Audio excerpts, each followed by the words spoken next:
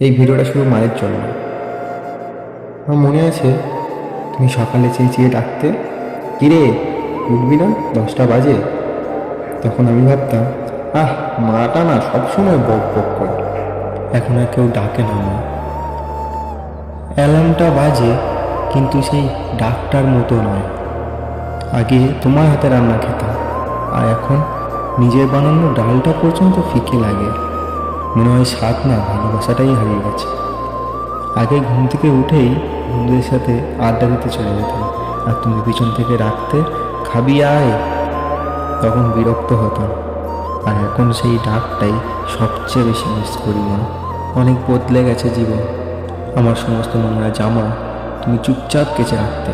আমি ভাবতাম এতটা মায়েরই কাজ, কিন্তু এখন বুঝি তুমি কাজ না, তুমি ভালোবাসতে।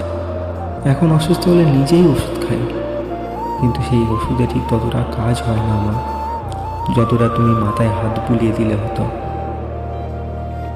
আগে ভাবতাম বাড়ি মানে একটা জায়গা, এখন বুঝি বাড়ি মানে তুমি মা। আমার সকালটা তোমার ডাক ছাড়া অসম্পূর্ণ হয়ে যায়। যারা মাঠ থেকে দূরে থাকো তারা এখনই ভিডিওটা আমাকে শেয়ার করে দাও। দেখা হবে নেক্সট ভিডিওতে। টাটা।